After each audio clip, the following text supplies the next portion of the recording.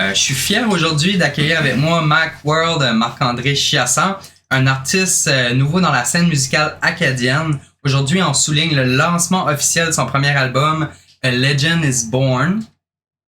Cette entrevue ici marque le début de son lancement qui va se dérouler périodiquement. Fait que dans le fond, on va faire ça une tonne à la fois jusqu'à temps que l'album est publié au complet. Vous allez pouvoir garder un œil sur nos publications, moi sur les ondes de l'Acadie, puis lui sur ses réseaux sociaux de Macworld pour les tunes à venir jusqu'à temps que l'album est publié au complet. Vous pouvez aller jeter un coup d'œil déjà sur YouTube puis sur Spotify pour ça qui est déjà publié. Marc-André, présente-toi à mon audience. Salut, moi c'est Macworld. Comme qui dit, je suis un nouveau artiste on the rise. C'est ça. Un gars de la Mecque. Un gars de la Mecque.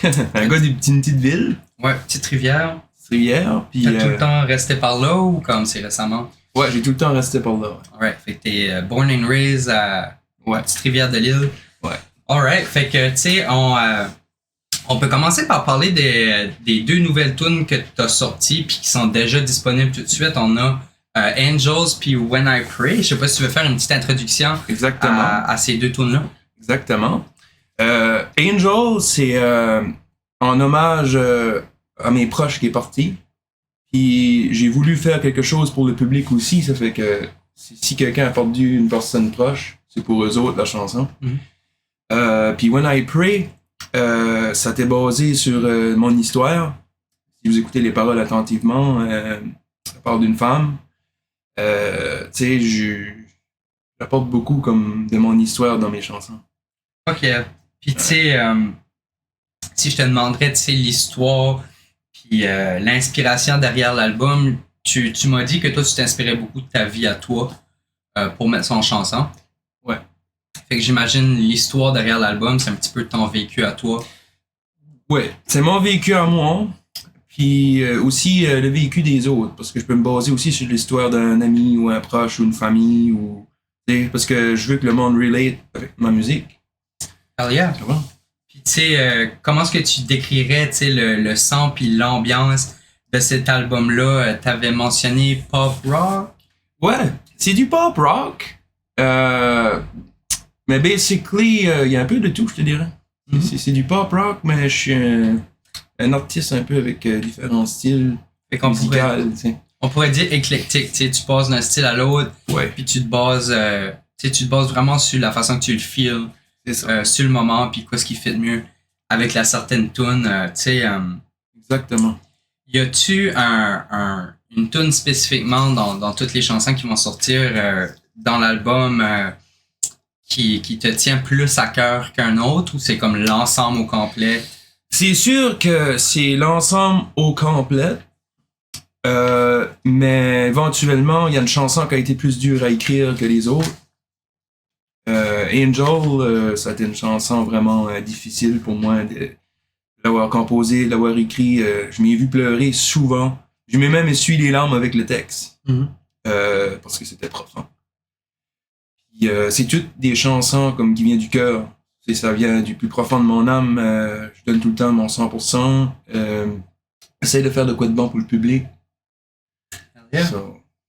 Tu sais, pour toi, t'es un auteur-compositeur-interprète. Exactement. Toi, t'es plus dans le chant. Oui. Comment est-ce que t'as développé tes skills? Moi, j'ai commencé à l'âge de 5 ans. J'ai commencé sur du Nirvana. OK. Ça fait que je m'ai basé sur Kurt Cobain. Ouais. Puis après ça, j'ai bien basé sur Eminem. C'est pour ça que j'ai plusieurs styles différents. Ouais, ça passe d'un style à l'autre. C'est ça, je peux faire du rock, je peux faire du rap, je peux faire du country, je peux faire du pop, je peux faire du dance, je peux faire de tout. Mais c'est sûr que la tune acadienne, là, c'est pas trop mon fort. Ouais, c'est ça, quand on parle plus comme rigodon, country. Ouais. Ouais. Bluegrass, c'est pas vraiment ton... Non, faut pas que le public s'attende à ça de moi. Ton style, c'est ça. Mais on va s'entendre que, tu sais, dernièrement, il y a une grosse scène, tu sais, underground, plus métalleuse, alternative qui se développe en Acadie. Oui. Faut pas nécessairement associer le country, le bluegrass à de la tune acadienne, parce qu'on va s'entendre, t'es un artiste acadien qui peut faire du pop rock, un petit peu de rap. Puis ça reste de la musique acadienne parce que c'est fait par un Acadien. Fait Exactement. comme, tout de suite, dans un sens, tu redéfinis la musique acadienne, tu la modernises, puis il y a quelque chose de vraiment beau là-dedans. Merci beaucoup. Fait que dans le fond, tu sais, comme tu dis, dans le futur, tu aimerais explorer un petit peu plus d'autres styles musicaux que le pop rock que tu représentes tout de suite avec ton album. Rappelle-moi le nom de ton album. A Legend is Born. A Legend is Born. Ouais. Je me demande, qu'est-ce que tu espères que les auditeurs, que le monde qui va t'écouter ressentent de l'album à mesure qu'ils découvrent une tune après l'autre? Qu'est-ce que tu espères que les auditeurs ressentent ou retiennent après avoir écouté ton album? C'est sûr, le monde qui a eu un dur vécu ou qui a eu de la misère dans leur vie va pouvoir relater à mes chansons. Parce que, qu'est-ce qui arrive, je m'ai déjà vu du monde venir à moi et dire « Je m'ai vu dans ta chanson. J'ai passé à travers ce que tu as passé. So, basically, si ça peut aider le monde, c'est ce que je recherche, tu comprends? Ouais, à 100%. C'est passer un message, c'est important de dire au monde comment est-ce qu'on se ressent.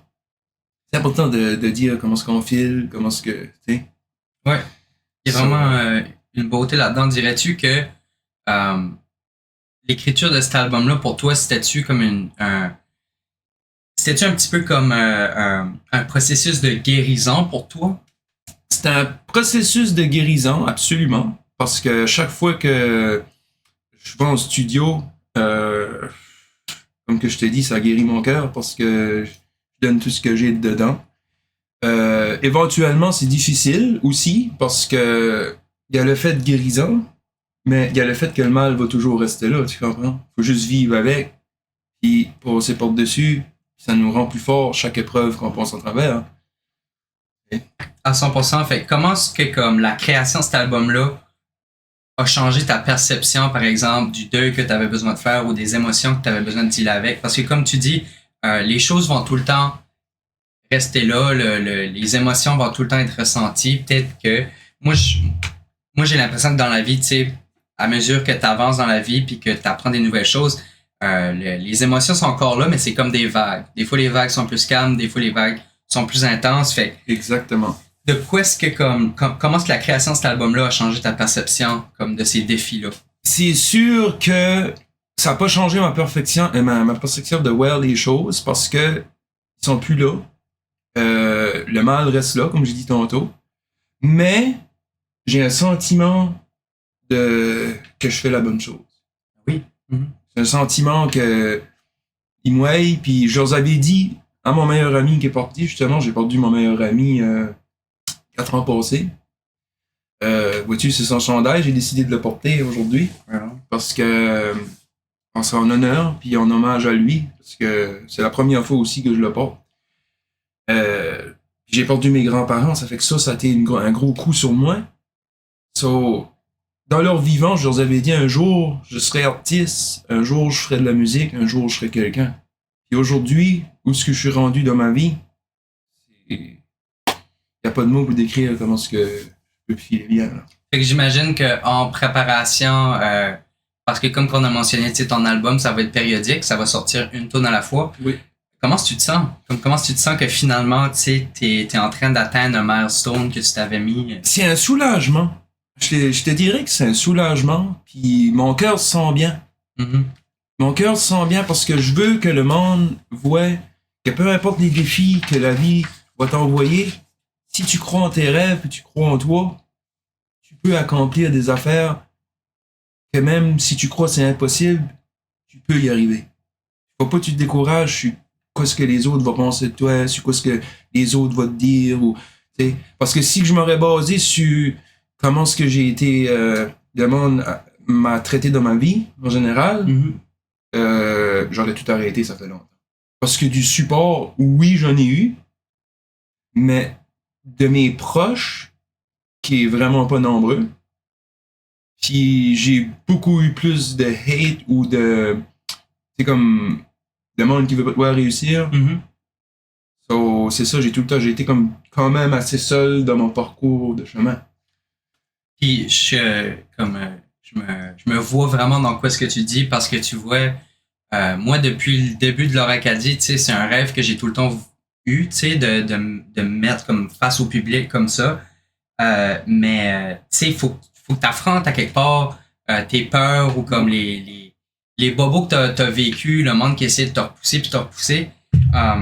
Faut que tu fasses face à ça pour être capable de vraiment comme te rendre à tes rêves. Puis il y a du monde qui ont bien peur de justement du jugement.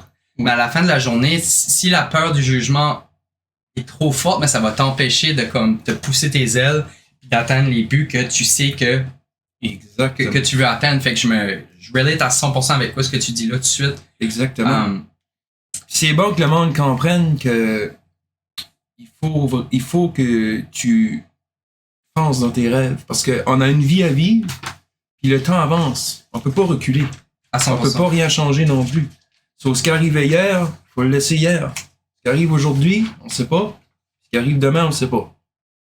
Fait que dans le fond, qu'est-ce que tu dirais qui seraient tes plus grandes influences musicales pour cet album ici? Cet album-ci, je te dirais en gros, comme je disais, Nirvana, Kurt Cobain, tu sais, du Green Day, c'est Eminem même. Tu sais, j'ai beaucoup de styles de musique, juste que ça m'a inspiré beaucoup depuis que je suis jeune. Surtout les groupes des années 80 à monter, là, jusqu'à 2000. Là. Puis, il y a aussi mon producer. Il faut que je peux glisser un mot pour lui. Sans lui, je serais pas rendu où ce que je suis rendu aujourd'hui. Parce que Studio Laforge, c'est un studio privé. Puis Glenn Stewart, c'est pas juste un producer. C'est mon ami, c'est mon mentor. C'est lui qui m'enligne vers le droit chemin. Puis moi, je compose, je suis chanteur, j'écris mes chansons. Je fais de la guitare, right? Okay. Mais quand ce que je vais avec lui, on est deux, on crée la mélodie qui vient avec. Parce que lui amène, il est spécialiste dans la guitare électrique, il est spécialiste dans le son, il est spécialiste dans beaucoup de choses. Puis le fait qu'il est là, c'est un gros plus pour moi, puis c'est un besoin pour moi. Je suis content, je suis fier, pour moi, c'est lui le meilleur aujourd'hui. Peu importe combien de producers qui existent sur la Terre, mon travail, je vais continuer à le faire avec lui. Puis, tu sais, il n'y a rien comme... Moi, rien de tout ceci ne serait possible non plus si ça serait pas de Eddie Savoie, mon mentor. Donc, tu vois? Eddie m'a introduit à la radio, Eddie m'a aidé à me builder une présence comme... Pas rien que sur la scène, mais une présence genre sur les médias sociaux puis tout ça. Puis avoir un mentor là pour qui peut, sur moi je sais, tu peux marcher sur le chemin que cette personne-là a battu pour toi, là, c'est vraiment un big deal. Oui. Puis j'aimerais revenir au début, tu avais mentionné, t'as été inspiré un petit peu par Nirvana. Moi, la première fois que j'ai écouté ta première tune de l'album Angels, c'était un gros choc pour moi parce que justement comme je ressentais vraiment beaucoup de soft rock, de grunge, de comme ces influences-là dans la façon que tu portes ta voix. Puis moi, c'est là que j'ai vraiment cliqué à cœur comme ça parce que je te dirais que moi aussi, Nirvana a été ma première introduction à comme la musique alternative. Moi, j'ai commencé avec du punk puis du grunge. Puis c'est là qu'a suivi le reste de ça que j'apprécie à ce jour, mais vraiment dans ta voix, comme surtout dans cet album ici, parce que cet album ici, tu te concentres sur le pop rock. Ouais. On le ressent vraiment là, que Nirvana a été une de tes inspirations, on dirait dans la façon que tu portes ta voix. Exactement. Alright. Fait que quels sont les plus grands défis que tu dirais que tu rencontres tout de suite à percer dans la musique depuis ta petite ville natale? C'est sûr que c'est extrêmement un gros défi, puis je suis content qu'on en parle, parce que dans une petite ville, nul prophète dans son pays. J'ai pas grand support. Oui, il y a des chums qui me supportent, comme j'ai dit tantôt, j'ai de la famille qui me supporte, des amis. Toutes vous autres, je vous remercie à cœur. Sans vous autres, je serais rien. C'est profondément apprécié. Toute l'aide que j'ai, ou toutes les écoutes que j'ai, toutes les bons commentaires, toutes les commentaires, ça me réchauffe le cœur, ça me montre satisfaction de mon travail. Mais c'est sûr que dans ma petite ville, surtout ici, la Mecque, région Chupagan, tu sais, support est pas là. Tu comprends? Mais, éventuellement, ils allont voir que je suis rendu plus haut qu'ils pensent. So, basically, ça va peut-être bien changer leur perception de comment ce qu'ils me voient. Puis moi, je trouve qu'il y a quelque chose de cool d'être capable de se démarquer dans une place où il n'y a pas beaucoup de ressources non plus, tu sais. Nous autres, dans la péninsule acadienne, nos ressources sont quand même assez limitées. Ils sont pas inexistantes, là. Il y a bien du monde qui supporte la musique, puis il y a bien des organismes ou des festivals puis des choses comme ça qui supportent la musique. Mais on va s'entendre que comparé à être dans une grande ville, genre à Montréal, Québec, puis tout ça, nos options sont plus limitées. Fait que le fait d'être capable de se démarquer dans un endroit comme la péninsule acadienne, c'est un big deal parce que c'est y aller à l'encontre de par exemple le fait que il y a pas beaucoup de visibilité pour les artistes par ici. Mais on va s'entendre que dans la péninsule, tout le monde supporte l'un l'autre, hein. Puis c'est quelque chose que le monde... C'est important. Ben c'est ça, puis c'est quelque chose que le monde d'ailleurs remarque beaucoup, là, comme un Québécois qui visite la péninsule acadienne, sont comme holy shit, comme tout le monde est souriant, tout le monde est accueillant, tu sais. C'est quelque chose qui nous démarque des autres, les Acadiens, puis... Exactement. Quand ce que quelqu'un essaye comme toi de s'afficher puis de suivre ses rêves comme ça, je serais pas étonné que tu pognerais un gros boost après un bout parce que quand ce que les Acadiens voient un autre Acadien vivre ses rêves puis essayer de se démarquer, on dirait qu'il y a souvent un rassemblement puis une équipe qui se rejoint autour de ça pour essayer de se remonter l'un l'autre. Fait que moi je doute fortement pas que tu vas être capable de te démarquer malgré l'adversité. Comment est-ce que, tu sais, dans ta communauté tout de suite, tes amis puis ta famille, qu'est-ce qu'est la réception de leur côté avec ça que tu fais? C'est sûr que, on va dire, mes parents, ma famille, eux, ils sont fiers de ce que j'ai accompli parce qu'ils savent que j'ai eu un parcours de chemin difficile. Comme j'ai dit tantôt, j'ai eu une enfance extrêmement difficile jusqu'à l'âge de 25 ans, je te dirais. J'ai connu la misère extrême. J'ai vécu des situations, j'ai passé à travers des étapes, des épreuves qu'une personne de 81 ans qui va décéder passera même pas en travers. Tu comprends? J'ai vécu un peu de tout, mais toutes des mauvaises choses. Ce qui m'a rendu fort. Puis, comme j'ai dit au début d'une interview, j'ai pris tout ce mal-là, puis j'ai écrit, puis j'ai chanté. Parce que ça a décollé mon mal. Je crois que si que ça serait pas de la musique, ce qui est totalement vrai, puis mon enfant, bien sûr, je serais plus sur la terre, ça fait longtemps. Ça ferait longtemps que j'aurais tout abandonné. Mais j'ai tout mis ce que j'avais là-dedans, puis j'ai donné du cœur. Je sais que je suis pas meilleur qu'un autre, je veux pas être meilleur qu'un autre.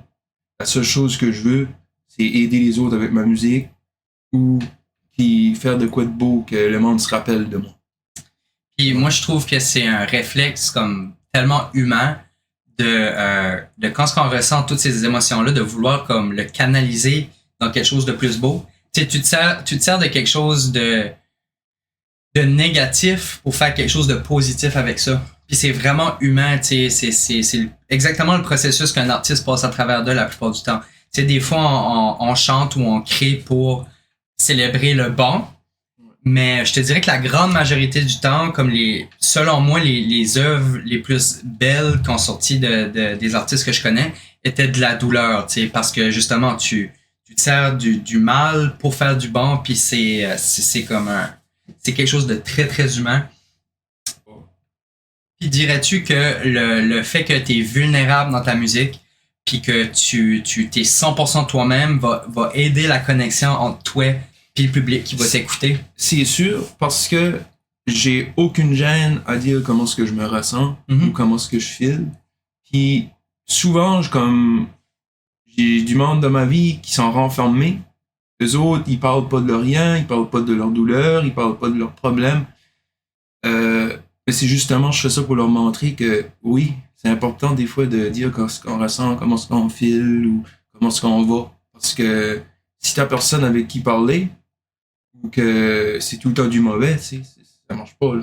Puis on va s'entendre que la musique, c'est souvent un endroit pour le monde, justement, qui ont de la misère à exprimer leurs émotions ou de la misère à les ressentir, de se donner un moment.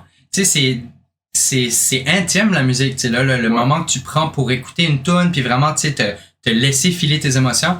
Il y a beaucoup de monde qui se laisse seulement ressentir les émotions dans des situations comme ça où est-ce qu'ils écoutent de la musique, qui comprennent vraiment que, tu sais, ces paroles-là viennent me chercher, ces paroles-là, je me sens compris, tu sais, là. Fait que c'est vraiment de quoi de beau que t'offres, vraiment comme, tu sais, à ton audience puis au monde qui écoute ça. Ah, ben, je te remercie beaucoup. Fait que, dirais-tu que la collaboration avec d'autres artistes ou ton producer, ça a-tu influencé l'album d'une manière inattendue? C'est sûr que oui, parce que moi, j'étais artiste seul. Puis je suis artiste seul. Tu comprends? J'ai de l'aide de plusieurs cerveaux intelligents dans la musique. Parce que ce que je fais, moi, j'ai tout le temps le même guitariste. C'est mon producer. Comme je t'ai dit, c'est mon ami, c'est mon mentor. Lui, je le garde forever. Mais les bassmen, puis les drummers, je fais toujours une variation. Comme je prends lui, je prends lui, je prends lui, je prends lui. Tu comprends? Ouais. Puis ça fait un style différent. Parce que si tu prends un exemple, tu fais un album de 12 chansons, OK? Tu prends le même drummer, tu prends le même bassman. C'est bon. C'est vraiment bon, c'est excellent. Je dis pas que c'est mauvais. Mais c'est tout le temps le même genre de vibe. C'est tout le temps comme... Parce que chacun a leur style. Tu comprends? Il y en a qui est un peu plus différent. Comme j'ai pogné un bassman plus country. Mm-hmm. J'ai pogné un bassman plus rock'n'roll. C'est la même chose dans le drum. J'ai pogné un bassman rock. Un bassman plus jazz. Je veux dire un drummer plus jazz, tu vois? So... C'est ça, ça fait comme... Tout ça, ça fait un style... Tu sais... C'est ça, fait que leur implication veut pas t'aide à shaper ta musique. Ouais. Tu sais, d'une tune à l'autre. Absolument. Ou éventuellement d'un album à l'autre. Puis je trouve ça intéressant parce que tu donnes l'opportunité à différents artistes représenter dans ta musique, mais aussi de t'ouvre la porte. Ça leur donne des expériences de studio. Comme souvent, j'ai pogné du monde, c'était leur première expérience de studio. Mm-hmm. Mais c'était au-delà du réel, comment est-ce que c'était excellent, c'était bon, tu sais, mais ça leur donne chance de monter de grade aussi, tu sais, un gros shout-out à Marc-Olivier Rebuchot, Anthony Rebuchot, Emmanuel Demiscou, tu comprends, JP Carlin, man, tout le monde qui m'a aidé dans mon projet, je vous en remercie, tu comprends, c'est beau, là. Je trouve ça cool. Puis pour vrai, si je serais pour te qualifier avec un seul mot dans ta musique tout de suite, t'es vraiment éclectique. Tu joues avec beaucoup de styles, beaucoup de personnes différentes, mais à la fin de la journée, c'est tout Macworld. Ouais. Puis je trouve ça pas mal cool, honnêtement. Merci beaucoup. J'aime beaucoup ce concept-là. Surtout que là, comme tu disais, tu planifies jouer avec d'autres thèmes, mais d'autres aussi styles musicaux dans le futur. Fait qu'il va vraiment en avoir pour tout le monde, là. Ouais. Oui, absolument, absolument. Alright, so une question quand même assez simple, mais pourquoi Macworld? Macworld, ça signifie, c'est 3 significations pour moi. Parce que moi, j'ai 2 artistes, j'ai oublié de les mentionner tantôt, mais c'est mes artistes de cœur qui sont décédés toutes les 2. Vois-tu, le Mac, c'est pour Mac Miller. Puis le World, c'est pour Juice WRLD, qui est mon artiste numéro 1. Puis les 2 sont décédés. So, je m'ai basé beaucoup sur leur musique pour devenir qui ce que je suis. Mais quand j'ai fait mon nom, puis j'ai mis ces 2-là ensemble, ça fait Marc-André Chiasson World. So, c'est une grosse significative pour moi, ce nom-là. Ça m'a pris longtemps avant que j'ai pu le trouver, là. Tu sais, souvent sur leur acadie, on s'attarde à le métal, parce que moi, je couvre l'horreur, puis le métal puis l'horreur, ça va vraiment mettre dans la main. Ouais. Mais j'ai jamais pris le temps vraiment, moi, non, comme de mentionner les artistes qui vont hors de la musique vraiment alternative, rock, metal, qui m'ont inspiré. Puis Mac Miller a été une grosse inspiration pour moi. Ouais. Honnêtement, ça m'a fait un gros choc quand on l'a perdu. Puis ça a vraiment venu m'affecter. Y a-tu des paroles ou un passage dans ton album qui, selon toi, résume l'album au complet. Oui. Pour sûr, surtout la chanson que moi, comme je dis, je m'ai inspiré de beaucoup de choses pour faire un album. Puis c'est sûr qu'il y a une chanson là-dessus qui va. A Legend is Born, j'ai une chanson qui va venir avec ça. Le titre de mon album.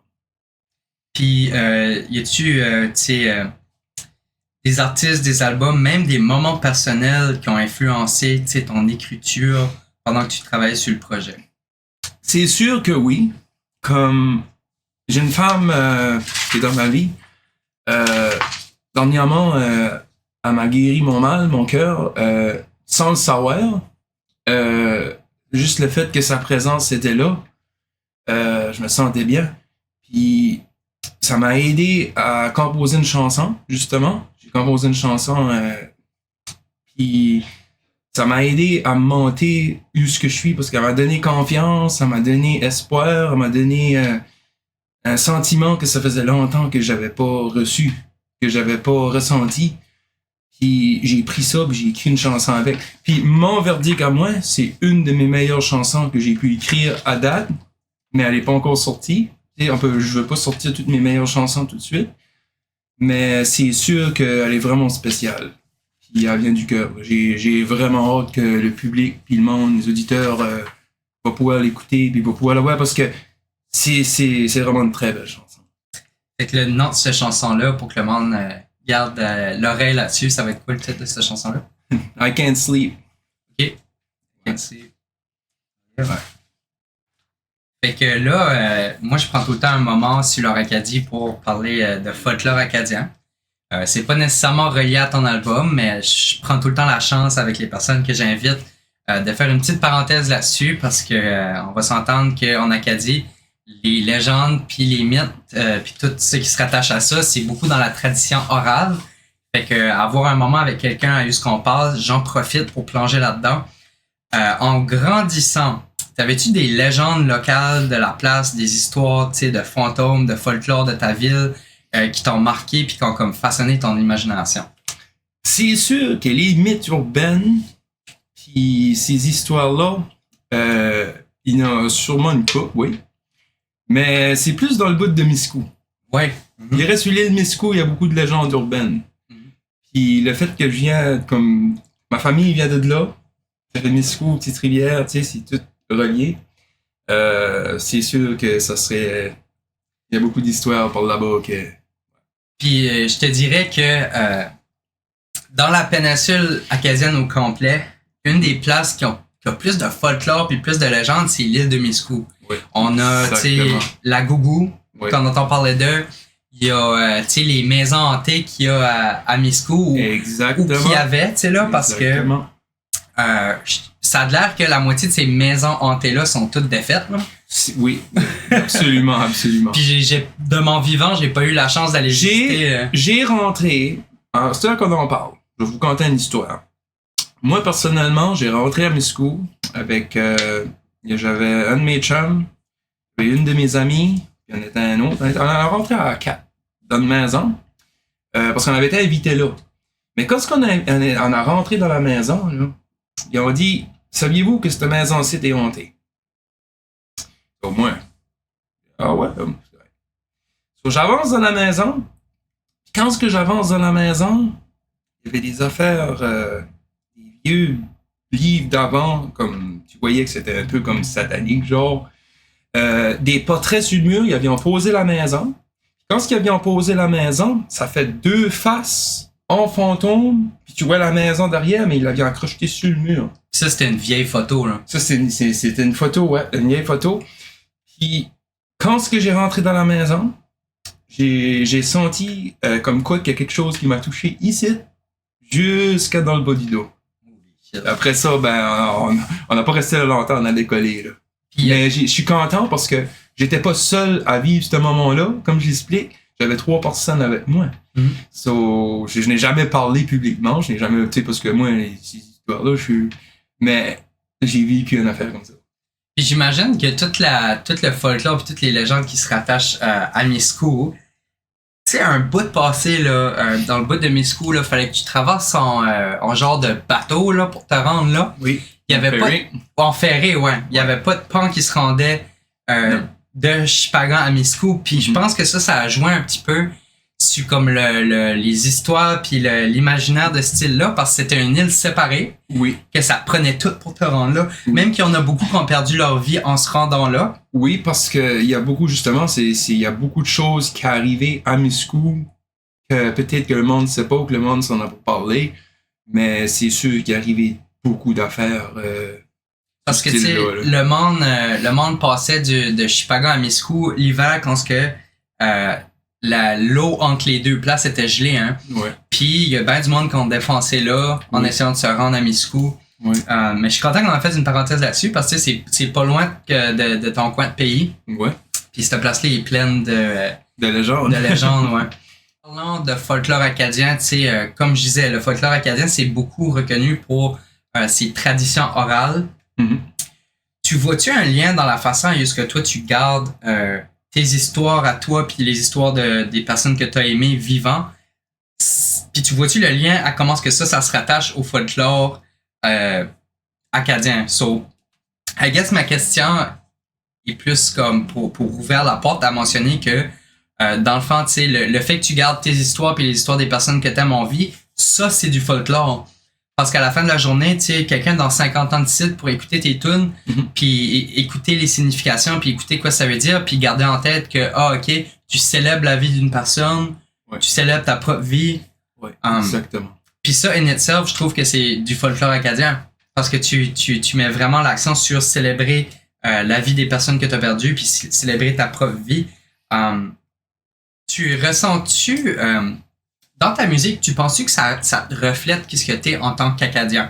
Tu dirais-tu qu'il y a une partie de ta musique qui est acadien, malgré, comme on disait tout à l'heure, tu joues pas du country, tu joues pas du bluegrass? Je te dirais que oui, parce que quoi ce qui arrive, vois-tu, moi je suis un Anglais.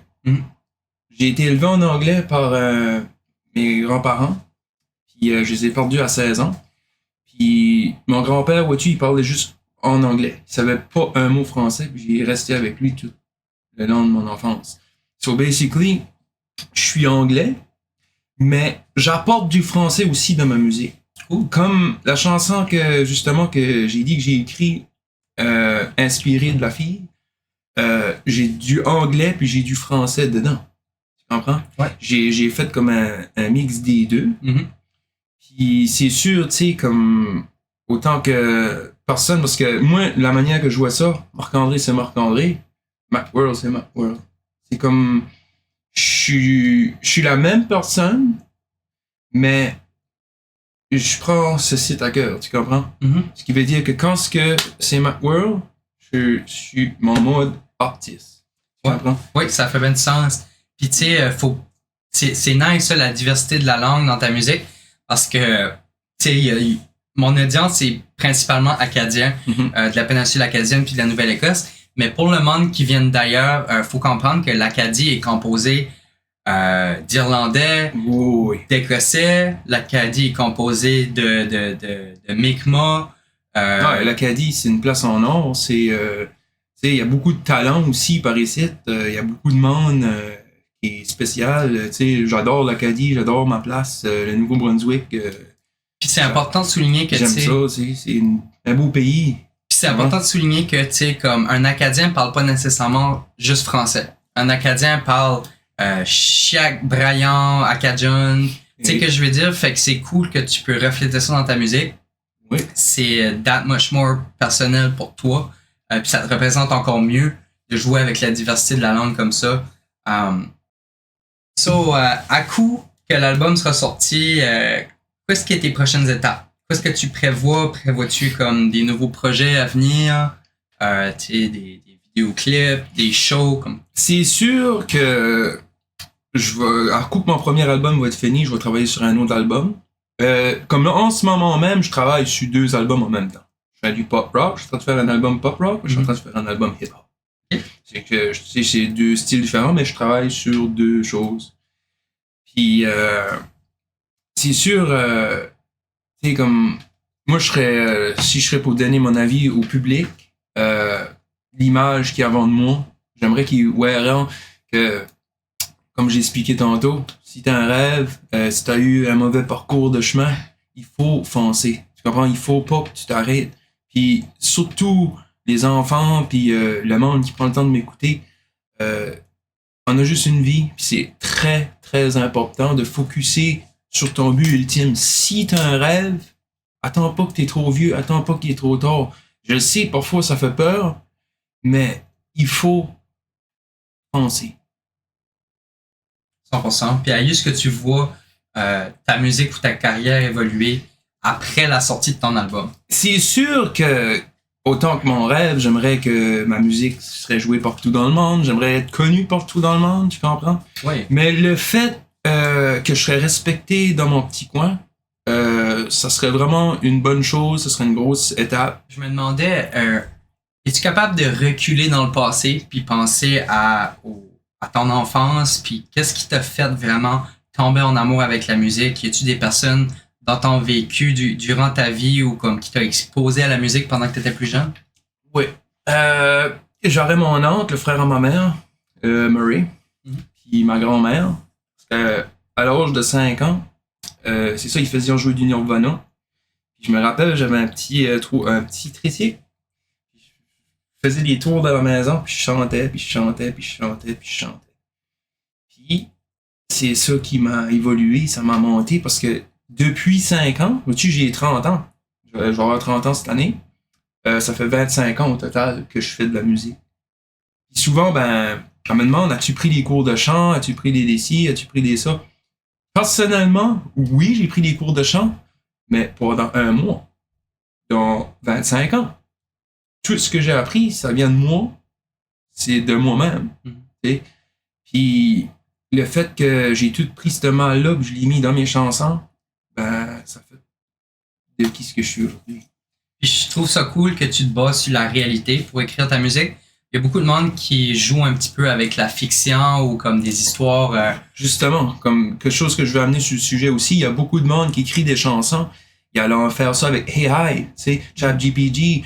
Ou un exemple, tu sais, il a l'air basé comme sur auto-writing, mais moi, c'est pas du ghostwriting, c'est écrit du cœur, comme que je le file, puis comme que je le pense. Puis surtout dans l'âge moderne, là, juste que tout ça, c'est tellement comme accessible à tout le monde. Et oui. Il y a une nouvelle appréciation qui s'amène aux artistes qui écrivent d'eux-mêmes, ou même les artistes qui, tu sais, des dessinateurs, des artistes visuels aussi. C'est une nouvelle appréciation qui ressort de tout ça, puis de comment est-ce que de nos jours une tune peut s'écrire tout seul par ordinateur, une image peut se faire toute seule, tu sais, puis c'est justement le fait que je reste original, je copie pas personne, tu comprends? Mm-hmm. Puis c'est ça qui est la clé du succès, parce que aujourd'hui on peut pas copier personne, tu sais.